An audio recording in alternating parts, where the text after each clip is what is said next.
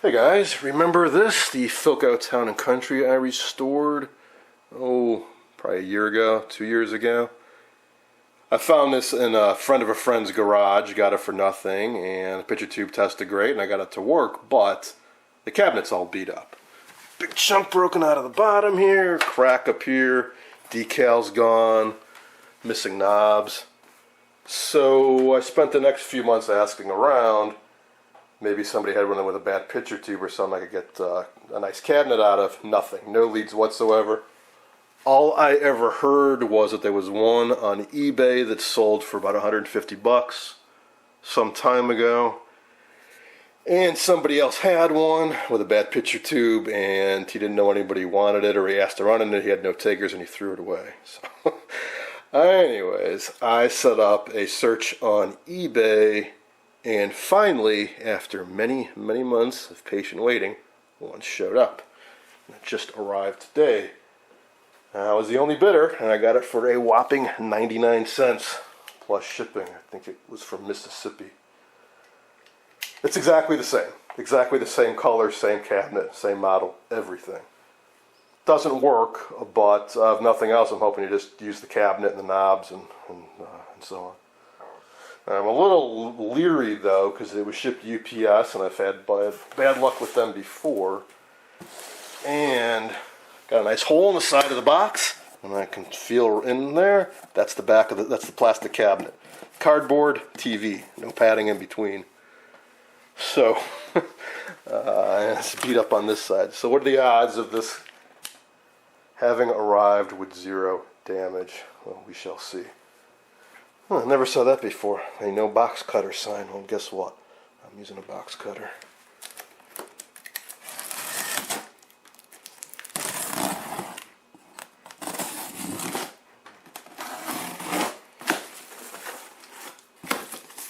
Well, I see fragments of peanuts and some of these inflatable baggies, but yes, that's a problem.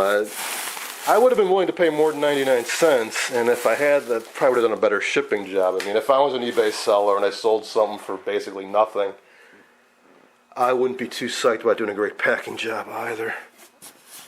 That's really chewed up too. I wonder if that's from the side of the set bashing in. Well, at least from what I can see, it's not destroyed. But then again, this isn't the part I'm interested in. Well, this is going to make a mess, I can tell already.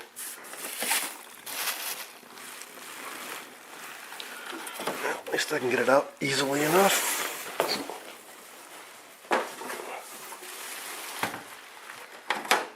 And oh, this one's missing this up here too. That's a shame, because that's where it says Philco Town Country. Maybe it fell off and it's in there somewhere. This one's cracked too. Damn. But at least it's all there. I'll have to look at the eBay photos to see if it was cracked before they shipped it. Not that I'm going to ask for a refund or anything. I guess they got the P down there. That's something. And it's got the knobs, so that's a nice touch. Yeah, so it looks like it. I'll take a closer look at the bottom, but okay, the metal got mangled a bit. And part of the antenna's gone too. So I'll have to decide what I want to mix and match from each set. The metal on mine I ended up repainting. This one doesn't look too bad, except for being mangled down there. Like I said, I got the knobs. So, here they are. Side by side.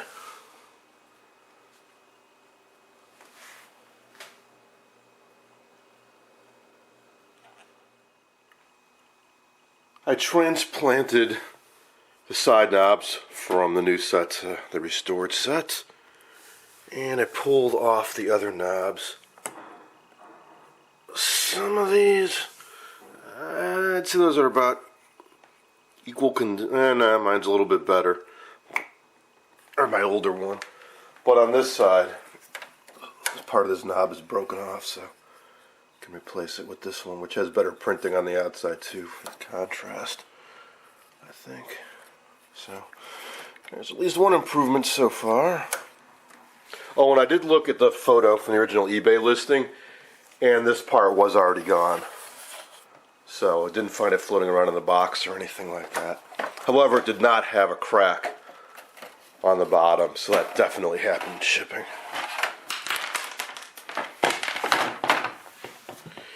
And it also broke out along the bottom here. But that's okay because the back on this set and the antenna is in good shape. So my plan right now is to keep this back and replace this front piece and this piece from this set. Okay, so this pitch tube has the same problem with the DAG coating flaking off. The seller said it did not work. Get out of the way. So let's see if we can find any obvious reasons why it might not have powered up. Series strung set, so if any tube's bad, won't power up. Horizontal output tubes aren't ready to fall out, so that could definitely have been an issue.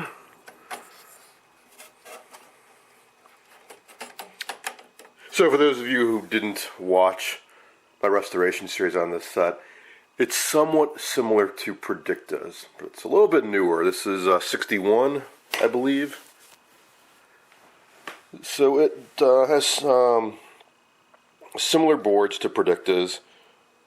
It uses the same stakes and wiring and couplates, but the couplates on these are a bit different. On these, it's actually fairly easy to rebuild these. You just pop these out and put new components down. The black things are resistors, the white things are capacitors. You can heat up each end and just pop these out. Take new resistors, clip the leads really short, and just solder them right in place. Though the ceramic caps are generally good, but these, basically, these are carbon comp resistors and they can drift pretty far off value. A lot of ceramic caps, so those are fairly reliable. Few film or paper caps. I mean, these are really paper caps inside of plastic tubes. You got two here. This looks like a replacement. That's off the AC line to ground. That goes right across the AC line, so I'd be inclined to just clip that out. Let's see what's pigtailed on there at some point. And there's another paper cap. And that's about it. There really are only half a dozen or less paper caps in this. It's a fusible resistor. It's seen better days, so this could very well be open. Now, I really don't have any intention of restoring both of these because I really bought this for parts to get one complete working set, but I figured what the heck, it'd be fun to see if I can get this running with minimal amount of effort, and then I'll know if the flyback and all that stuff is good. Hopefully the picture tube's good. It'd be nice to have a spare. 19 ABP4s don't show up every day. And yeah, it's a goofy, like I predicted, 2.68 volts, and this is a low filament current set, so all the tubes are 450 milliamp. They call these the cool running tubes or cool chassis or whatever. Pull these tubes out. Yeah, it's one of the originals, so Philco Cool Chassis TV. Which was really nonsense because, yeah, lower filament current, but they ran at higher voltage, so the wattage is basically the same on all these tubes as you would have in a 600 milliamp series strung set.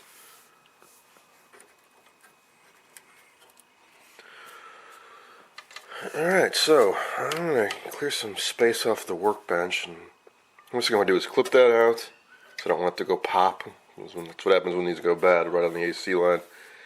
And test this guy, and it's probably bad, and replace that. And then try to power this up. See, it's got some nasty corrosion here too.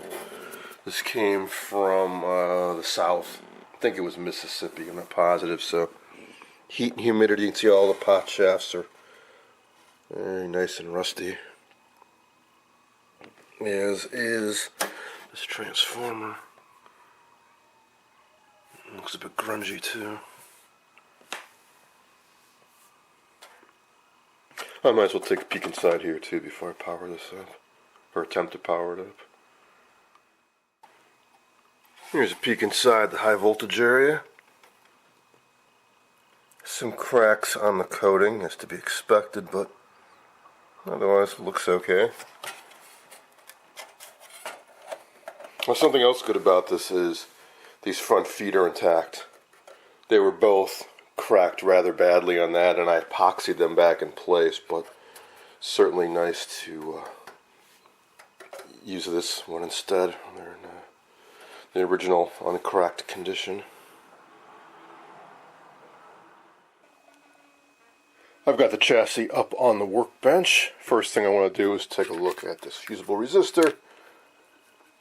I suspect it's bad, but let's see for sure.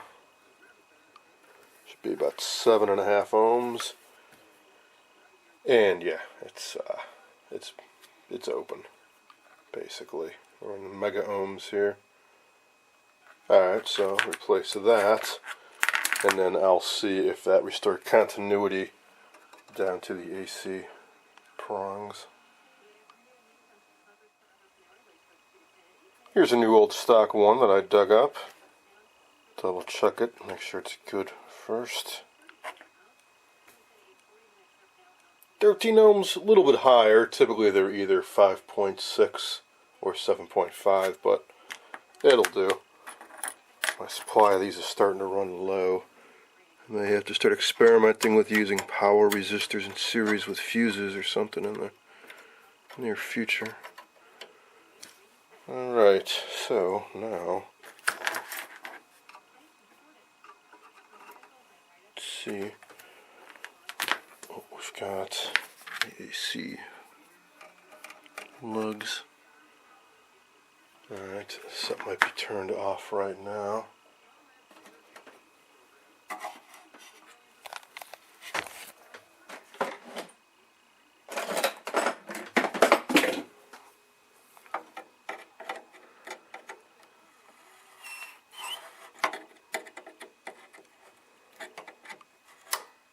No, it is on.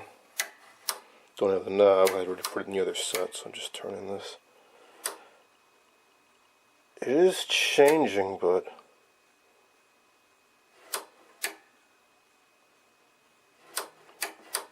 much higher than it should be. So this tube was loose when I pulled the set out. Let's see if wiggling anything restores continuity.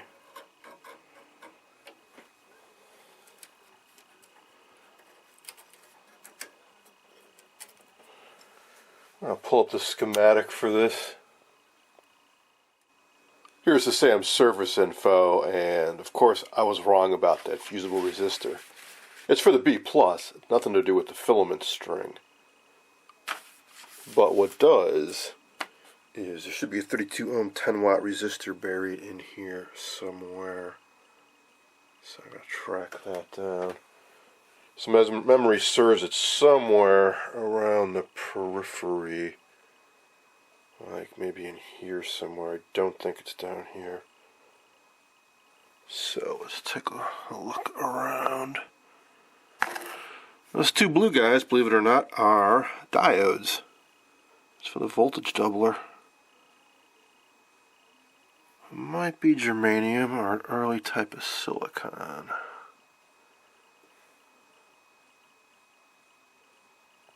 These controls are pretty nasty.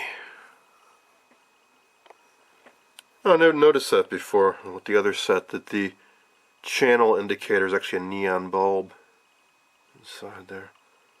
Thought it was just a regular incandescent bulb with an orange filter on it. And like with the other set, there's no light for the volume. I don't know why. It seems to me to be a nice effect to have both the channel and the volume illuminated, but there is no light on volume side. Okay, there it is. Alright, so I'll have to check that. What is this? It's Philco part, but it certainly isn't stock. It wouldn't be just floating in space here. Ah, that's would be the contrast control. I recall I had trouble with mine as well. Contrast or brightness, I forget what the other. I think it's contrast.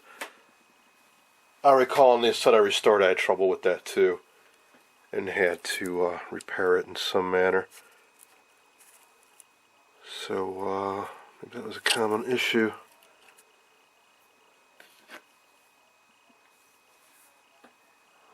Speaker, everything's kind of got a patina of rust in this set. Consequence of coming from the south, I imagine.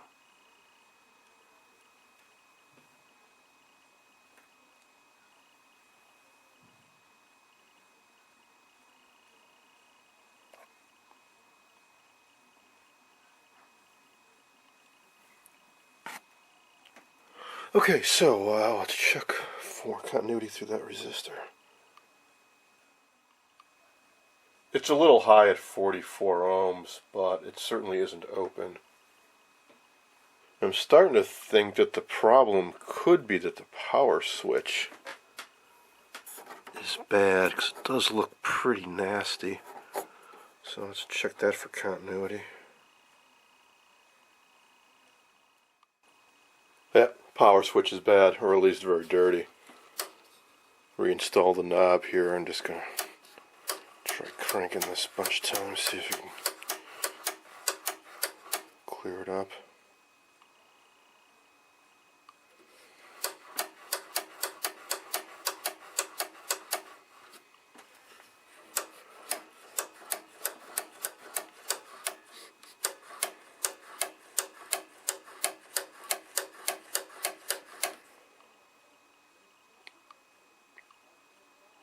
Nope. Well, I'm going to try powering this up anyways. So maybe with a little juice on there I can kind of burn the contacts clean. If not, I'll just have to jumper that.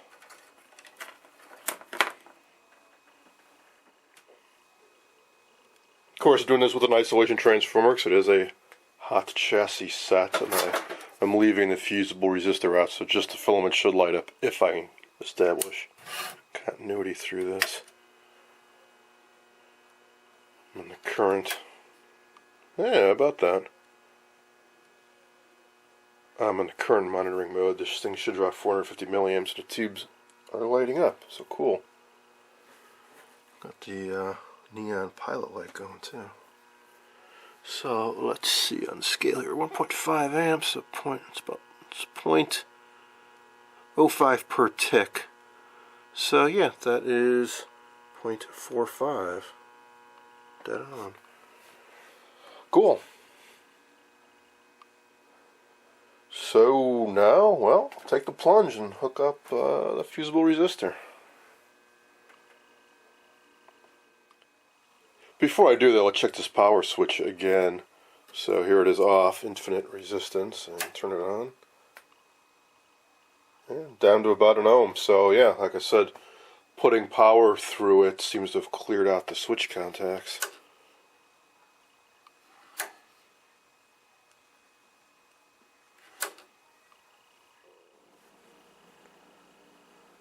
Alright, well, this could be fun. I've yet to have any fireworks in any of my videos, but it's bound to happen eventually. Here we go. Oh, let's put it on a 4 amp scale. Alright, it looks like we have a dead short somewhere. This set's drawing over 4 amps when I turn it on. That is not a good sign. It's quite toasty. I'm sure if I leave this on for more than a couple seconds, it's just going to burn out.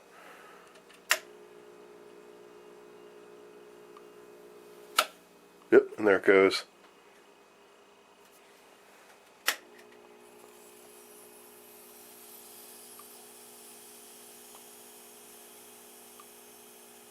I'm willing to sacrifice fusible resistors so you guys can see what happens when they burn out.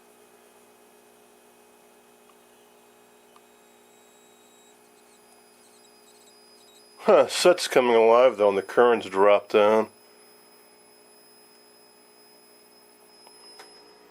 So that fusible resistor hung in there long enough, I guess, to reform a cap or something else must have fried. And I'm still drawing 3 amps, which is a little high. This set does not draw 360 watts, typically in operation. Well, I'm impressed that thing is still alive. Very, very warm. But I heard a horizontal oscillator kicking in.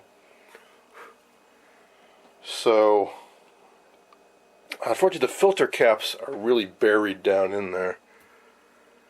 I'm guessing that they're getting kind of toasty. Let's see, what I'll try cranking up the brightness all the way. And, smells burning stuff. And see if I can leave this thing on long enough that I can see something on the CRT. Boy, that sure does stink. Alright, brightness up all the way. Here's a look at the front. I'm going to turn it on. Current draw 3 amps, dropping a bit.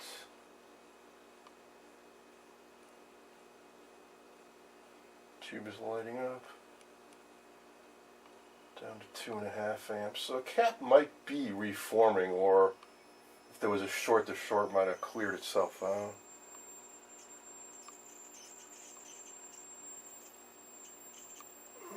Nothing on the CRT though.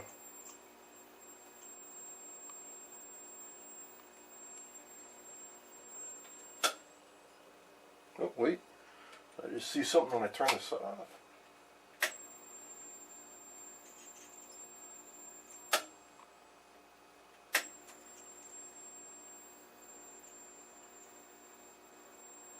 No, the more I run this, the lower and lower the current consumption is getting, which is a good sign. Oh boy, I could have sworn I saw a flash. We're going to turn this off before. It could also be that the fusible resistor is going up and up and up in resistance too. I can check that easily enough. So now the current draw, we're down to about 2 amps. Remember, pegged to the meter initially.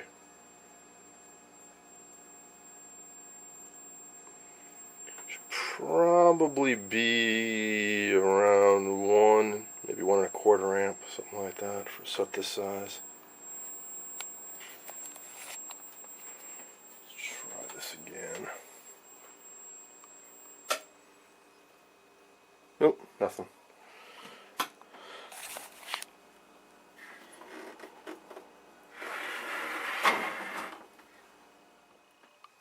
I just tried powering it up again, and now I'm getting smoke coming out down here. Looks like that resistor's about to let loose.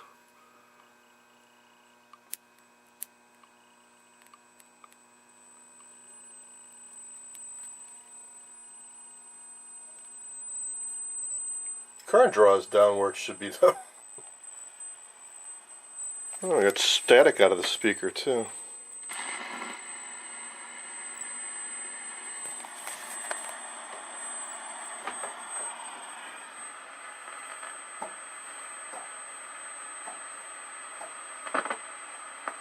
On the CRT though.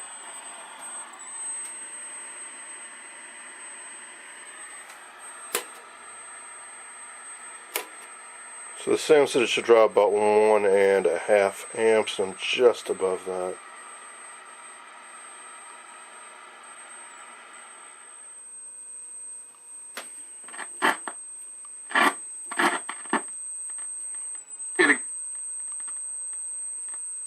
Let's sound for a second.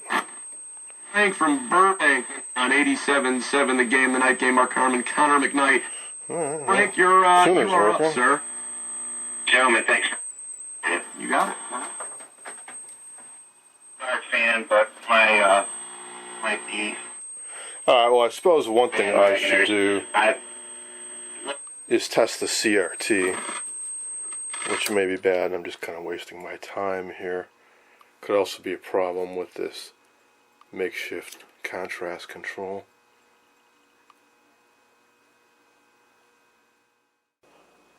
Alright, let's give this a shot. 2.68 volt filament, so gotta be careful with the juice.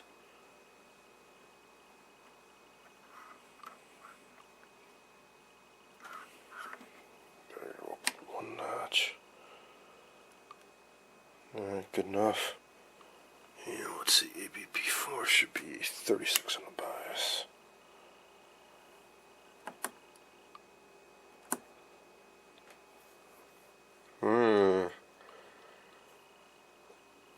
Almost a G1 short. It's going into the bad.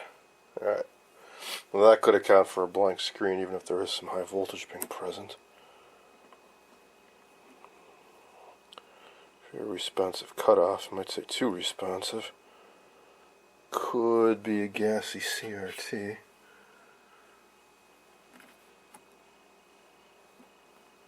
Solid emissions.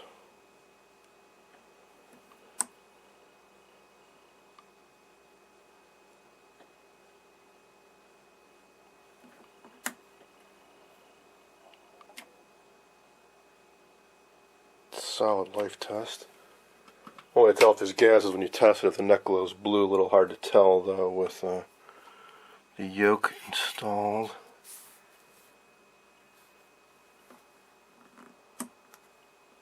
Cranking the cutoff up, and from what I can see, there's no sign of blue, so not necessarily gas. But if it has a partial short in the G1, that could account for the cutoff just going right off the scale.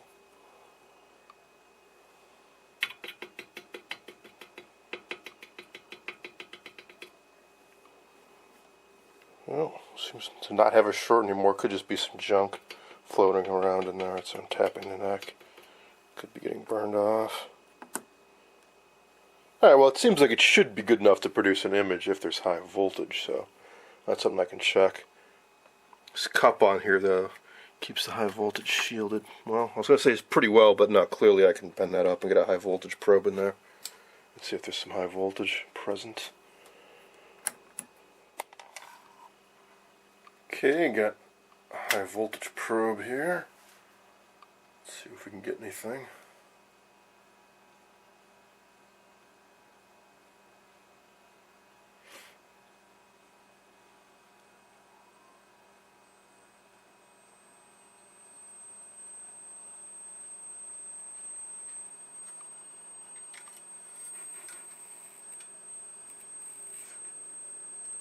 Alright, that's really low.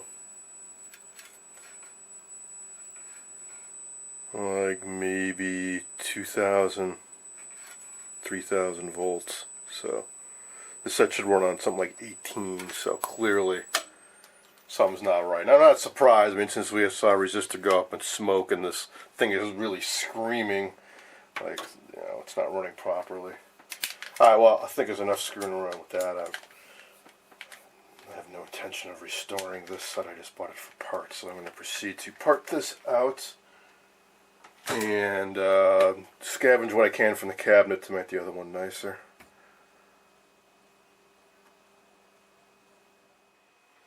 I took out a whole bunch of screws and managed to pull the chassis out.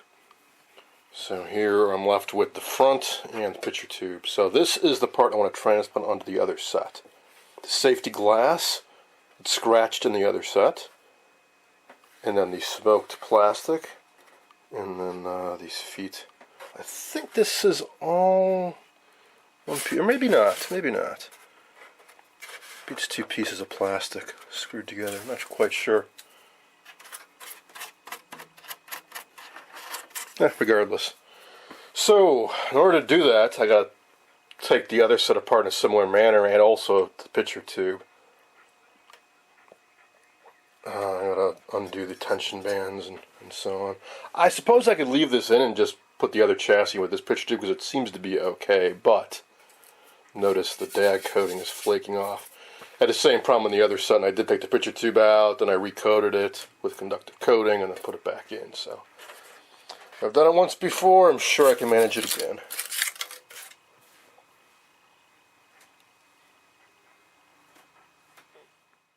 And here's a look at the chassis. It takes a bit of work to get this thing all apart, but once you do, the chassis is actually self-contained. Picture tube stays in the plastic part, as does the speaker, but the rest is all contained here. So what I wanted to take a look at is those capacitors and see if anything's actually oozing out of them. So no, doesn't look like it. This would be the main one right off the AC line for the voltage doubler.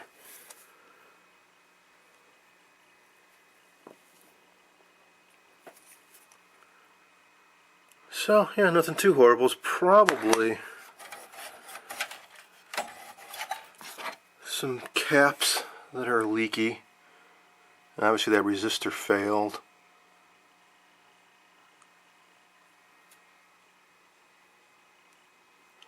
Anyways, I will salvage just about everything from this, keep them as spare parts.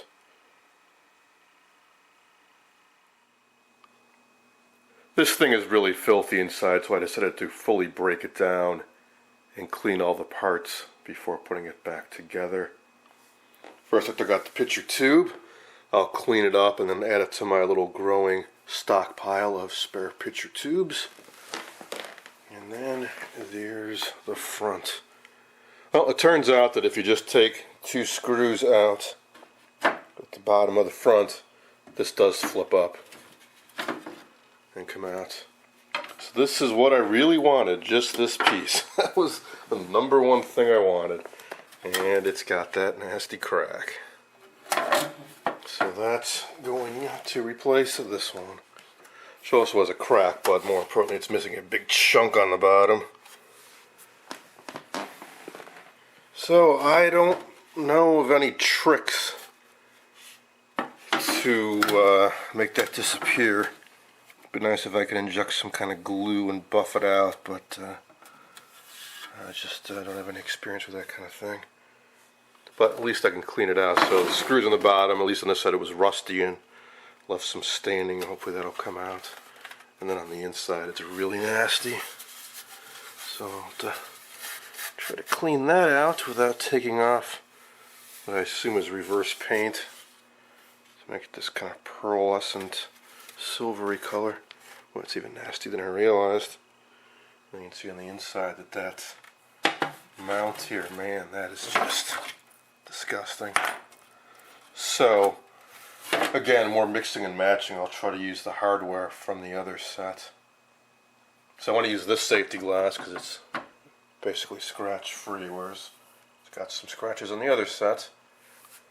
But I'll try to salvage the mounts from the other. I mean, this thing is yuck, gross.